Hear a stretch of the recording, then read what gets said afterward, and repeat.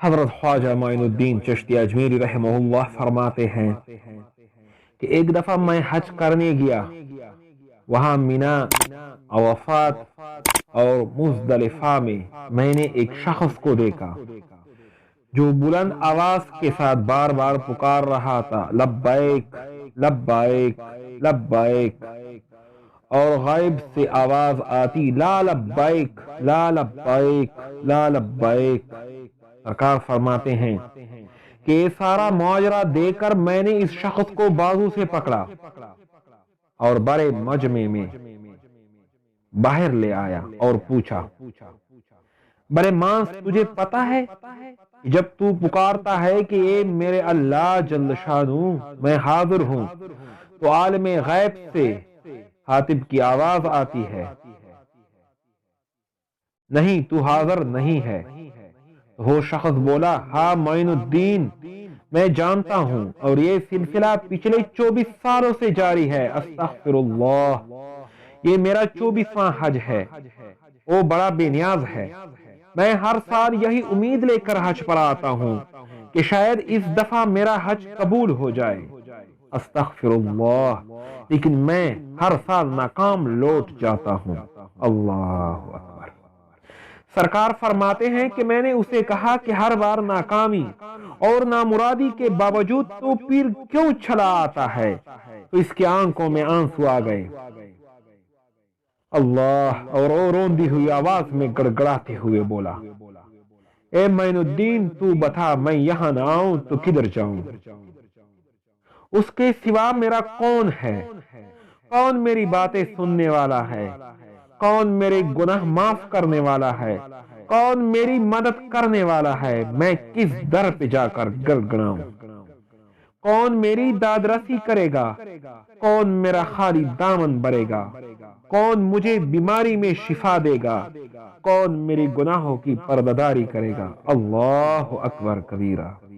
معین الدین، مجھے بتا، اگر کوئی دوسرا رب ہے تو بتا، میں اس کے پاس چلا جاتا ہوں۔ مجھے بتا معین الدین، میں اس کے پاس چلا جاتا ہوں۔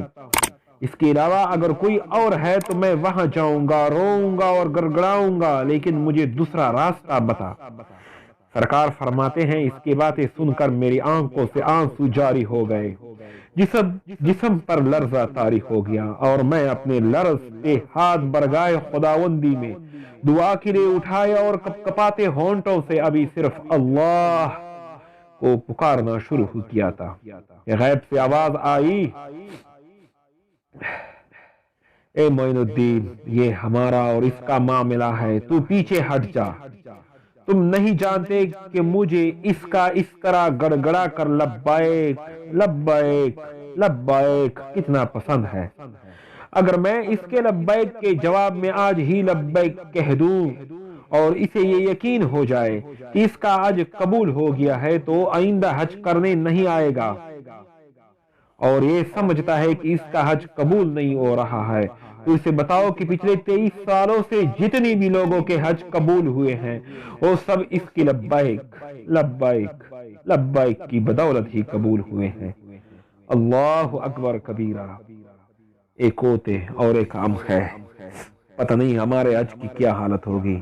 پہلے خوب حرام کماتے ہیں، پھر حرام کما کما کے اپنا پیٹ بھرتے ہیں، اکاؤنٹ بھرتے ہیں، بنگلے بناتے ہیں، گاڑیاں خریدتے ہیں، اس کے بعد ان حرام کے پیسوں سے حج کا داخلہ کروا کر حرم چلے جاتے ہیں، اور وہاں خدا سے مانگتے ہیں، یا اللہ مجھے بخش دے، یا اللہ میری گناہوں کو معاف فرما۔ ایسے پیسوں سے حج ہوتا ہی کہاں ہے؟ جو علماء یہ کہتے ہیں کہ چلو جا کر حرام پہ پیسے پہ جا کر حج کروا لو، تو یہ ان کی جہالت پن ہے، یہ ان کا جہالت ہے۔ ایسے پیسوں سے ہمارے رب کریم کے ہاں حج کی کوئی حیثیت نہیں ہے۔ حلال کما، حلال سے جا، ورنہ اس عاشق کو رب کریم لا لبیک لا لبیک تو اپنے عشق میں کہہ رہا ہے، اور وہ اپنے عشق میں لبیک لبیک لبیک کہہ رہا ہے، مگر تیری حرام کی کمائی سے تجھے لا لبیک کہہ رہا ہے کہ ایسے حج مجھے نہیں چاہیے جو کسی غریب کے پیسے سے تم ادھر حرام کے پیسے سے ادھر آ کر مجھے لبیک لبیک کہہ رہا ہو۔ پہلے ان غریب سے کمائے ہوئے ظلم کی پیسے لوٹا، ان مظلوم پر کیا گیا ظلم لوٹا، مگر ہم اپنے آپ کو اپنے گریبان میں نہیں جانتے۔ ہم ایک عمرہ کر کے اپنے آپ کو جنتی تصور کرتے ہیں، ہم حرام کے پیسے سے حج جا کر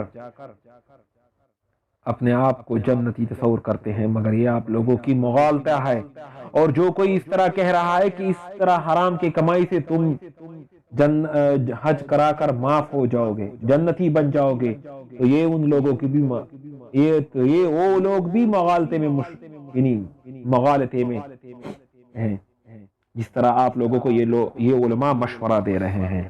اس لیے حلال کما، حلال کھلا، حلال کے پیسے سے حج پہ جا۔ اللہ آپ کو اور ہم سب کو حلال پیسہ کمانے کی توفیق عطا فرما۔ اللہ تعالیٰ آپ کو اور ہم سب کو حلال کمانے میں آسانی عطا فرما دے۔